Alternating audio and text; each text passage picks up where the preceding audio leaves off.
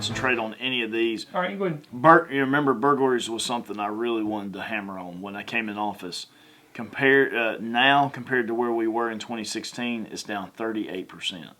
So we're extremely excited about that. Breaking into motor vehicles, that's down 52%. Actual theft of motor vehicles is down 16%. We'd love to see that go down even more. This is not really anything we can control, but murder's down 47% since we've been in office. So anyway, if you need to hammer on any of those, obviously burglary was a big thing that this office was trying to combat, and we cut it down to third, basically, is what we. And you told me one time that it was a small group of people doing a lot of the burglaries. Is that one of the big? I would say for the most part, there's certainly random suspects out there. They commit a lot of crimes of opportunities. People will ride around and they'll look for opportunities to steal a utility trailer, a four-wheeler, a lawnmower, whatever the case may be. It's these days and times, it doesn't matter where you live either. It's not concentrated to a certain side of town. It is something that you have to be mindful of no matter where you live. And so we always encourage people you have to be vigilant.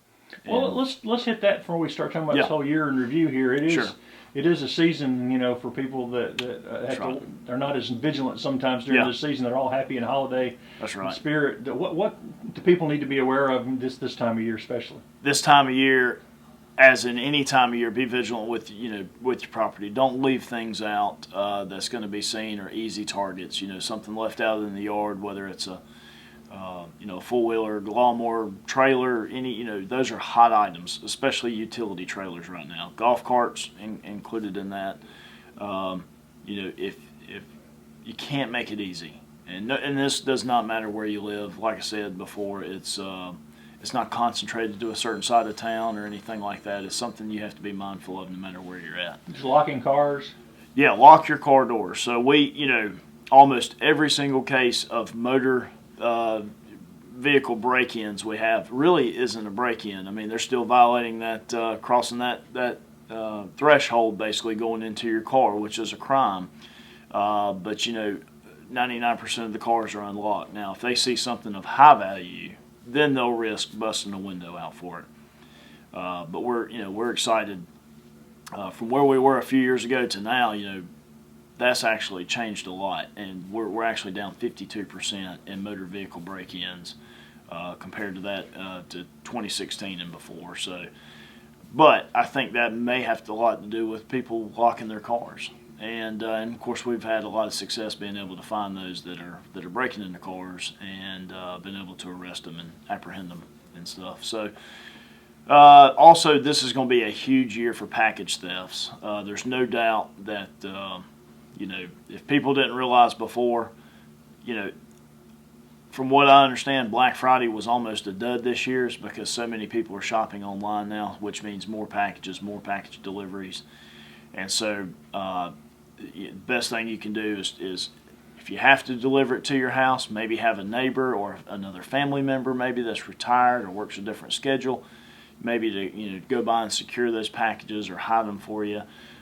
Or have them sent to work if your work will allow you to have your packages sent there, or just some alternative address. Amazon has lockers if you can get. Yeah, there's Amazon lockers. Take advantage of that because a lot of the QT gas stations have the Amazon lockers. So those are, we've used those ourselves actually. So I mean that's a great resource as well. One of the things y'all have also done to encourage people that are selling things now that online sales to be safe with that, and y'all provided some tips for being safe on online sales. Yeah, just do your homework about who you're meeting with. If the profile obviously is probably another social media profile that's advertising something for sale.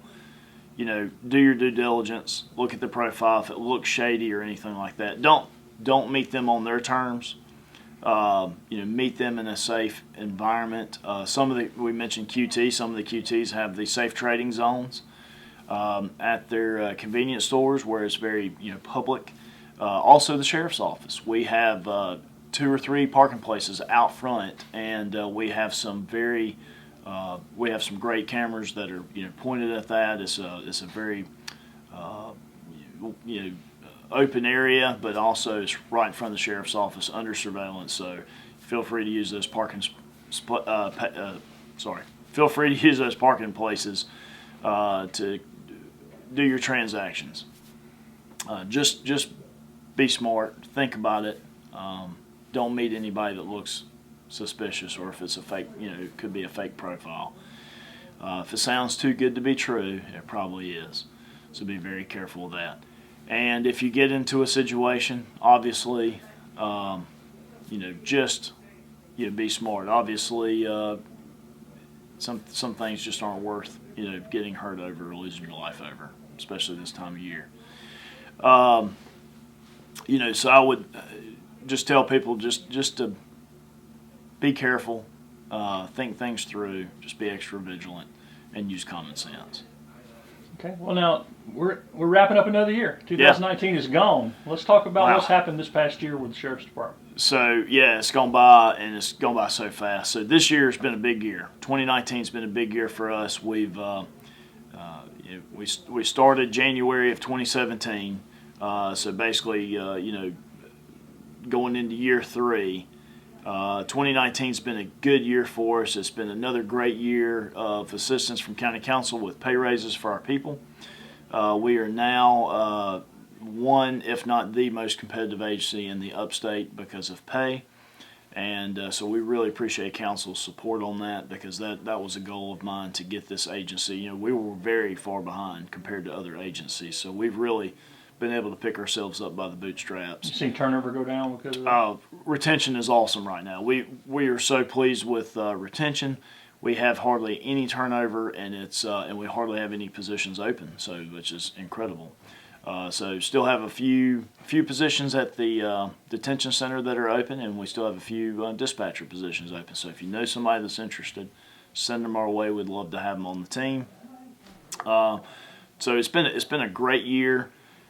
As far as the conditions of the sheriff's office and where we are now compared to where we were just even a few years ago.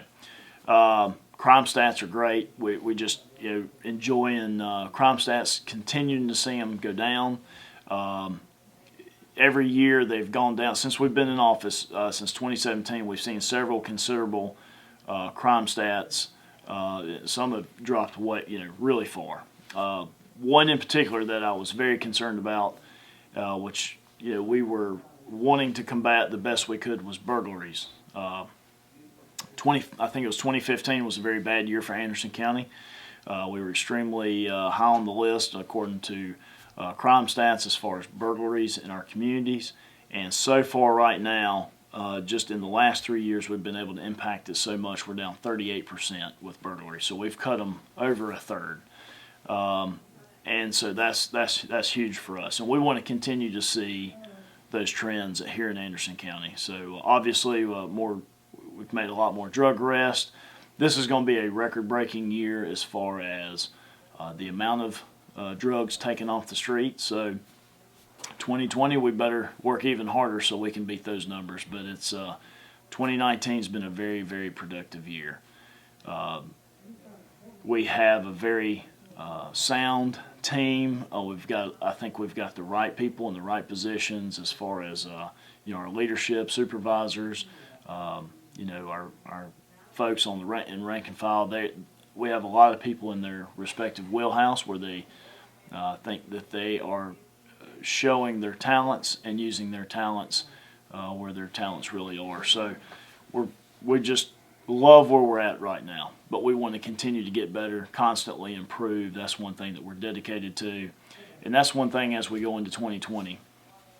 Obviously, another election year. I can't even believe that's here already, but we just want to show where we're constantly committed to improving and just playing a significant role within our community. The mental health initiative was one of the things y'all kicked off this year. That's right. You've seen success on that? We have seen a lot of success. So, we have you get your hardened criminals that come in and they just, they're going to be a burden to society, and they're going to cheat and steal and rob and everything else that they can do. And then you have folks that come in, usually some insignificant charge, lesser charge. And it's a lot of times, it could be mental health related, be honest. So we have a plan in place now where we're getting assistance from South Carolina Mental Health, where we have a counselor that's actually at our detention center facility that's doing evaluations as they come in. So it's helped us identify those folks that needs to move forward with some mental health treatment, counseling, medication maybe. And so we're hoping that we get those people in the right state of mind so that they do not return, and hopefully reduce some recidivism. And I think we've seen some of that already. I think some people are able to get out and receive treatment, and sure, they're returning because they're repeat customers, but we haven't seen some others. So we're hoping that that's going to be, hopefully that's going to continue to snowball for the good, and we'll see more promising results as a result of that initiative and cooperation from mental health. Also, ending the year in 2019, body cameras. That's been a big goal of ours. We've had, there's been several major goals that we've had over the last couple of years, or almost 3 years now. And that was sheriff's office pay, and getting the employee retention rate to be better. We've certainly done that. The pay's certainly best it's ever been, and which makes us extremely competitive in the market. Our patrol fleet was in really bad shape. It's the best it's ever been. We're consistently getting newer vehicles on the road, more safer vehicles on the road. We had expired body armor issues coming in. We don't have anybody with any expired body armor now, so that's a huge plus, obviously, because officer safety is bar none the most important thing to us. But also body cameras. Body cameras was within that top 5, that and the jail, of course. And so we're getting our first round of body cameras probably within a month or so. And so we're extremely excited about that, because I think that's gonna help produce even more accountability, at least to the public. I think our folks do a fantastic job, but from having been a formal internal affairs investigator, I can tell you, when I did that role, having access to body camera footage would certainly have helped. Probably 95% of the time, help clear the officer of any accusation. So this is going to be something that's going to be it's going to protect our deputies. It's also going to help protect the public, and like I said, it makes us more of a stakeholder when it comes to accountability within our community. So we're extremely excited about that. I'm going to talk about jail for a minute. Yep. If you can avoid bumping. Sorry. That's all right. I know it's habit. It's hard. Yep. You've done an internal study on what you need for new jail, and now council's approved funds for an external study. That's right. So a new jail is coming. Yes.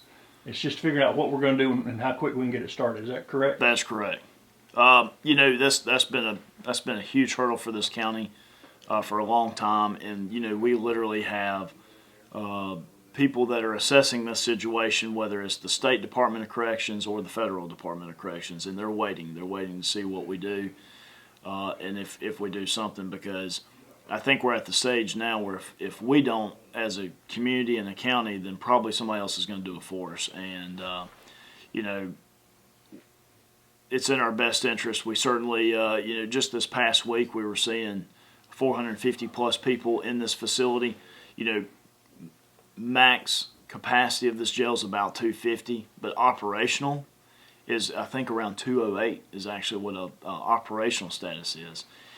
And what that means at the jail is if you're operating with 208 inmates, you have the ability to move them around as needed.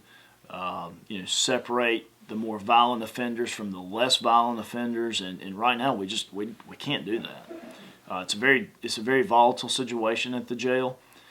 If you think about it, you may have some kid last night that did something stupid, and maybe it was a DUI incident or something, and basically you have to stuff him in a cell with a guy that's awaiting trial because he's been accused of killing a couple people or something, and so.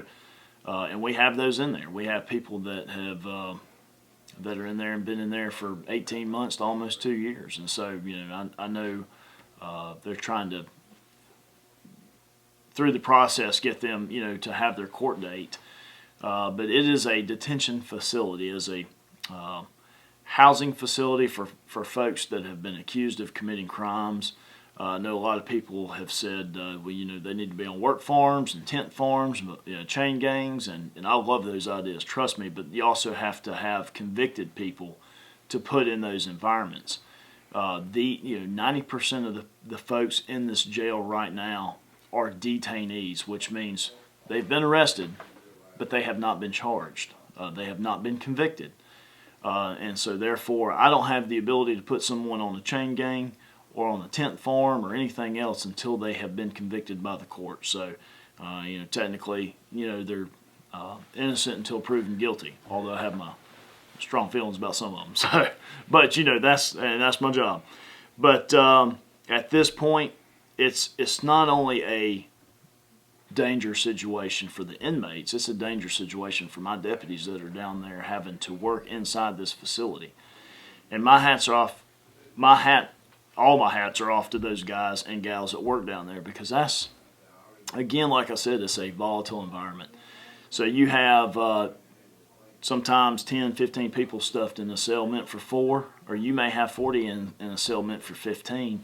And the problem with that is it's not safe. You have inmates that are frustrated. You have fights that break out as a result.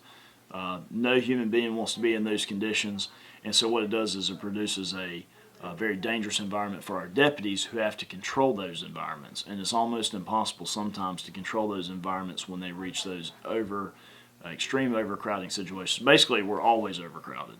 Now we're getting to the point, because our folks are doing such a good job out there on the street, and they're making their arrest and doing everything they're supposed to do when people break the law, and we're just seeing more and more and more arrests. And so now the jail's getting even fuller. And not only that the jail just doesn't service the Anderson County Sheriff's Office. We have inmates that come from Anderson City, Belton City, Williamson City, Pendleton City Police Department, Honeypath City Police Department, Highway Patrol, SLED, any arrest that Department of Natural Resources. If a game warden locks somebody up in Anderson County, guess what? They're coming to our jail. That's where they have to go. And so, it serves all the law enforcement entities within this county. And a new jail will take care of all of it. A new jail will essentially, and here's what we need. Let me describe this too, because I know how people feel. I'm a taxpayer. I'm a very conservative taxpayer. I don't like to pay more taxes. Don't even want to pay more taxes if I feel like there's a lot of taxing enough as it is. But this is one of those. This is one of these needs that we need to fix so my kids or my grandkids aren't faced with it. The same thing with the folks out here that are just watching this. We've certainly got our money's worth out of the facility we're using now. We've had it since 1956. It's more than paid for itself if you want to look at it that way. It was an investment well made. So what we want to do next is we want to make a facility that's going to last us another 70 years, just like this one has. And so we need to be smart about it. One thing, and not knocking anybody before in any level of government in Anderson County, but one thing that this county used to do is they would build stuff for what they needed then. They would say, hey, we need a building this size for this many people, and they would build it not thinking about what they may need 20 years down the road. We've got to stop that. And so this, I promise you our county council is extremely forward thinking about this project. I'm excited to work with them because I believe I'm a forward thinker too. So we have an opportunity to do this right so our children and grandchildren aren't frustrated with us 10, 20 years from now when they're saying, what in the world were they thinking? So, we want to build something simple. We want concrete bars and mortar. That's what we need. We need a facility. It's not a bed and breakfast. Don't want it to be. Doesn't need to be a place of comfort, and it's not going to be. We simply need to be able to house detainees without them being able to kill each other over frustration or kill my deputies that are forced to be in that environment. And so I'm extremely excited about this feasibility study. as long as it's done right, and I believe that it is, it's going to show us a lot. It's going to give us a lot of data on where this county is likely going to be 20, 30, 40, even 50 years from now. And it's going to be able to help us design and create a facility that certainly could be added on. Just like our facility now, you can't add on to it anymore. There's just no way. It's crumbling, it's falling apart. But we need, if we build this smart, hopefully, the beds will be able to increase another bed, like a bed turning into a bunk bed, and maybe even to a possible triple bunk bed down the road. Pod style environments where you have a minimal number of employees can operate and control by access control points, maximum number of detainees, and also programs. I want to see, we brought a GED program into the jail. A lot of folks don't know that. We've graduated, I think, 6 folks so far with their GEDs, and they're extremely proud of themselves. They have a sense of pride maybe they didn't have before, and now they're, if I'm not mistaken, almost all of them are pursuing further education now, which is awesome. You have a partnership with Tech too, right? For people who want to do that. That's right. Yeah. Well, in Anderson, School District 5, which are providing the instructors to get their GEDs, and then also from there, further education with Tri-County Tech has been a partner on that too. We don't have a whole lot. So the inside of the jail now is so maxed out. Even closets have become offices. I mean, that's where we're at right now. There's one multi-purpose room left. That's the officer's break room. We use it for the inmates that are doing the GED program, and also for even ministry opportunities when we have a pastor come in or a counselor maybe, or somebody like that that's coming in trying to minister to these folks, provide sharing the gospel with them, whatever the case may be. And so there's only that one room, so it's very limited. And we have people lined up at the doors to that they want to come in and provide more ministry opportunities for these folks at the detention center, but we just simply don't have anywhere for them to do it. Once the feasibility study's done and you can agree on something, how long would it take to, do you have any idea how long it would take to get a jail built? I think probably 2 to 3 years. It would be, I would think that would probably be a very reasonable time period, because it's going to take a while. Obviously it's going to take some time for the architectural design.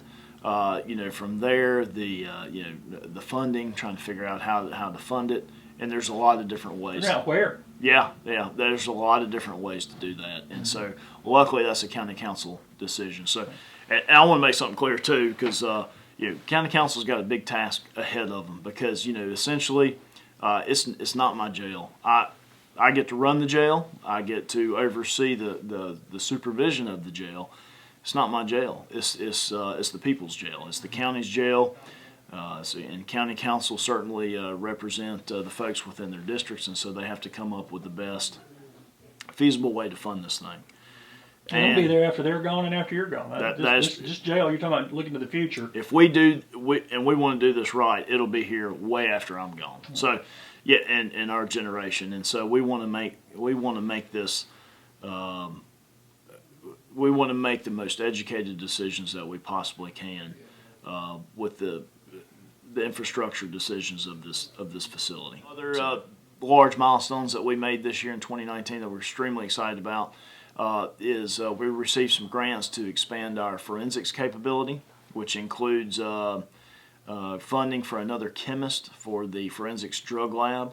But also we've been able to get some really, really advanced equipment to expand our crime scene forensics capabilities too. Very excited about that. That's something that's kind of been that we've been wanting to do to advance this department and get us state of the art, especially when it comes to forensics. Our Victims Advocate program has also expanded this year. We've received some funding and also some assistance from County Council that we're very excited about. We had 2 Victims Advocates for the whole county of Anderson County, and we've had that for 30 years. 2 Victims Advocates.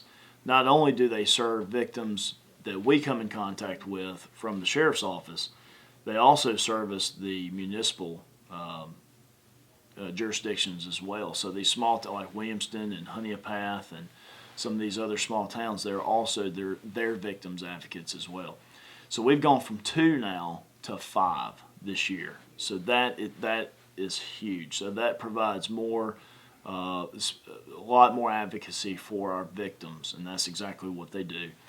And because we need to support our victims through the process, and go if we are asked to go through the court process with them, helping with order of protections, whatever it is that they need assistance with, we need to be able to help them as victims. So we're very excited about that. That's been another huge accomplishment this year. I've just 2019's been a great year. It's looking forward to 2020. There's a lot more things we want to accomplish. Another big accomplishment we had this year is the reaccreditation process. That's something where when you want to be an accredited agency, obviously it's hard to get there. It's also a tough process to maintain to continue to be accredited. We had assessors here recently, and they went over everything we do with a fine-tooth comb, and we have received our reaccreditation. Very excited about that. We had some folks that worked very hard on that. Sorry, Casey, I totally drew a blank on what else you told me. Drones, yes, emergency services and drones. Okay. Another big thing too, we reduced the Aviation Division. That was something that I looked at several years ago, and I felt like it was a money pit. And so we've relieved ourselves of one of our helicopters. We still have one helicopter, and that's fully functional, and so it's equipped with the FLIR infrared system and everything else. And so it's a good helicopter to have now. But we wanted to get into drones. And not the kind of drones where people have to worry about Big Brother watching them, because I'm not about that either. So, but what we do want to use drones for is those opportunities. Instead of having to fly the helicopter and use a lot of money on fuel to get the helicopter from point A to point Z, we can use the drones to put for search and rescue. People probably don't realize this, but we are constantly being deployed. Because a toddler has wandered off, or maybe even a dementia patient has wandered off somewhere. They're much more effective for search and rescue than helicopters. They are way more because they're also equipped with FLIR. So literally, we're going to be able to detect body heat with the drones. They can fly lower and higher. They can fly lower. They can hover. That's right, and at the expense of charging a battery, which is awesome. And not only that, we can also fly them in the rain. So that's not something we can do with a helicopter. So it's going to give us capabilities to basically broaden our abilities with search and rescue. Because certainly those folks that are in those situations, we need to get them help as quickly as possible. Especially this time of year, as cold as it gets, especially at night. But also, we had a fugitive situation with the Marshals where they had an escapee. The U.S. Marshals had an escapee, and I think that was about 18 months ago or so. And, we could have certainly used a drone then because it was rainy, wet conditions. A lot of hiding in swamps and stuff like that. And our guys spent three long days and nights trying to search for that guy before we finally apprehend him. And it would have been nice to have been able to deploy a drone quickly and possibly spot them within the first 24 hours. So it's going to give us a lot of capabilities like that and save taxpayers a ton of money in fuel that we do need to save. This past year, budget year, has also been a big year. We were as far as budget wise, we've been committed to be conservative with the budget. We save the taxpayers an enormous amount of money. With our budget, that certainly helps us for the next year's budget anyway. But we're committed to that. Want to maintain our conservative spending and also give people more bang for the buck, as they say.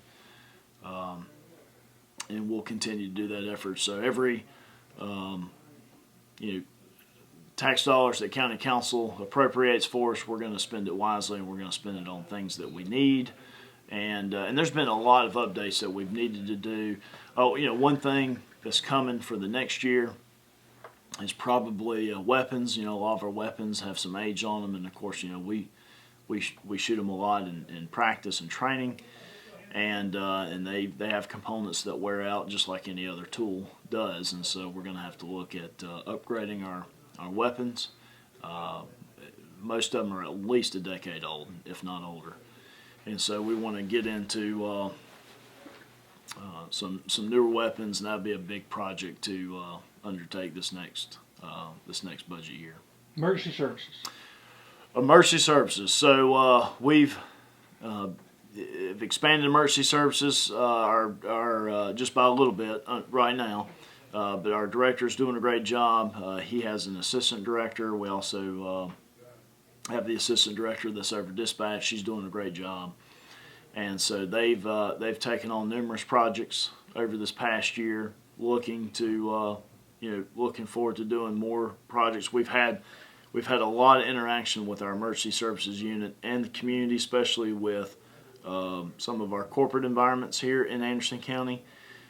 Specifically, we worked with one of the large local manufacturers on a big drill, and we did a big emergency drill with them, and did a lot of planning and practice, and aided in the big drill for them this past year. We want to see more of that, especially as we have all these manufacturers and companies that are moving into Anderson.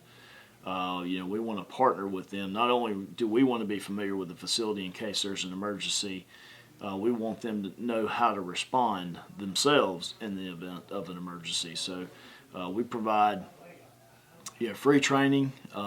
We want to be good stewards of what we've been given, and we want to make sure our folks folks within our community are fully prepared. Yeah, from ice storms to a nuclear problem in sure, or an active shooter situation even. So, we want people to be prepared.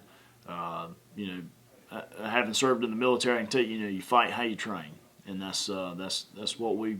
Hopefully we don't have to do a lot of fighting, but that's how you respond. You fight how you train. So we want to keep that mentality and have our partners in manufacturing companies, whatever it may be, we want them to have that mindset as well.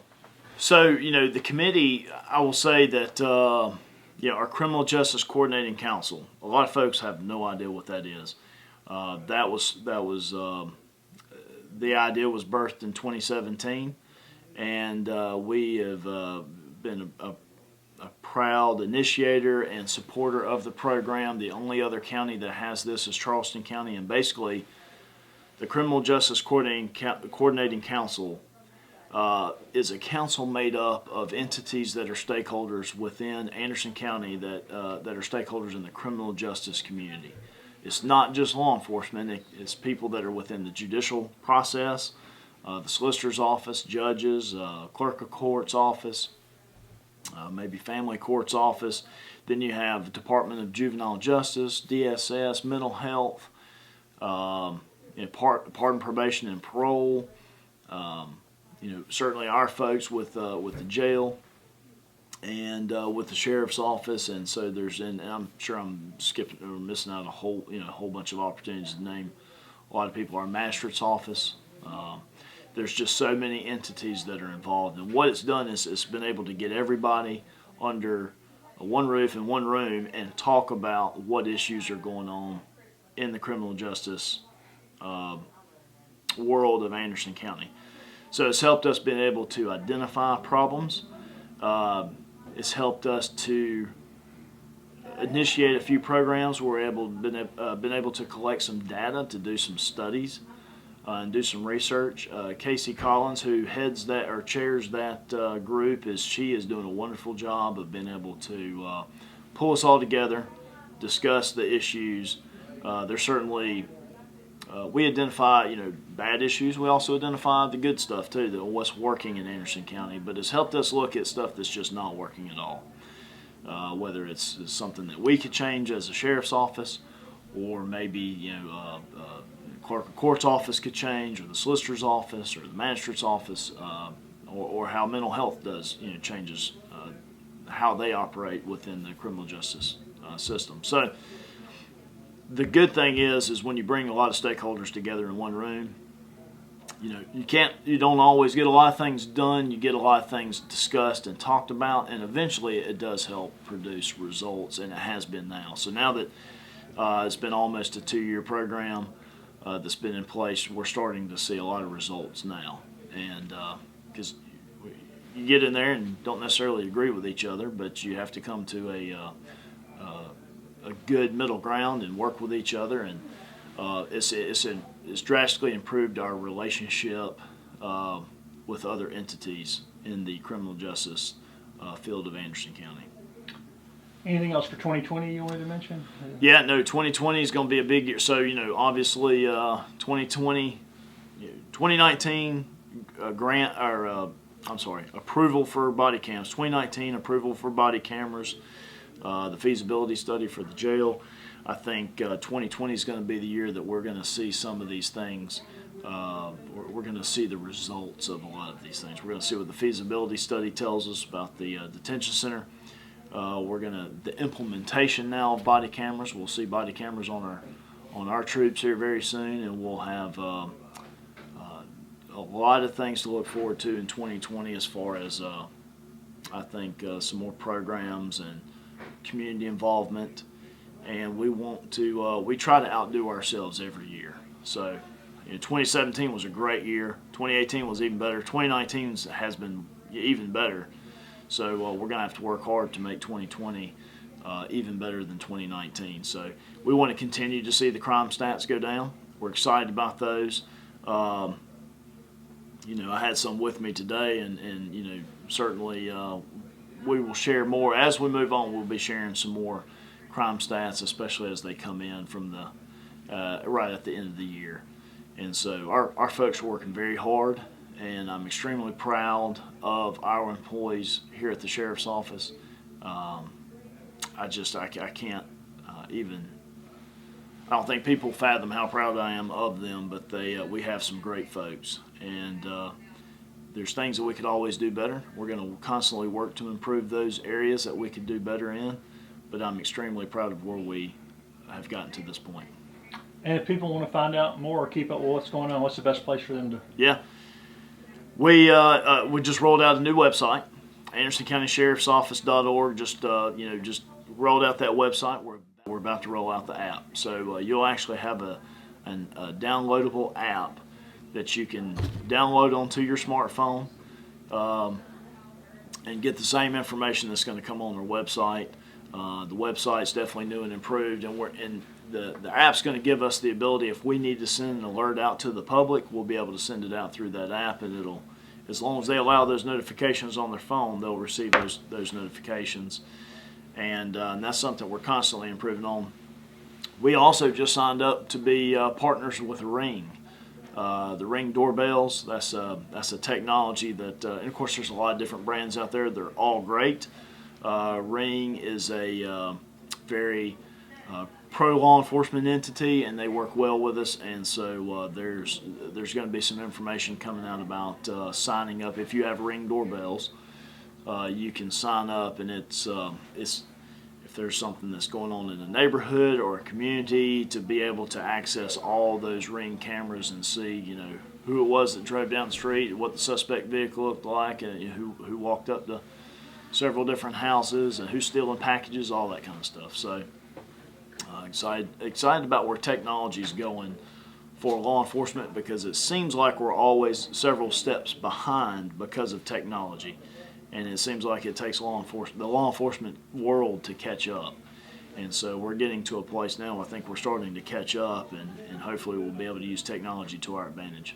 And you're active on Facebook and other social media as well. We're active on Facebook. If you have a question or concern, send us a comment or a question in the private message box. People also submit tips there.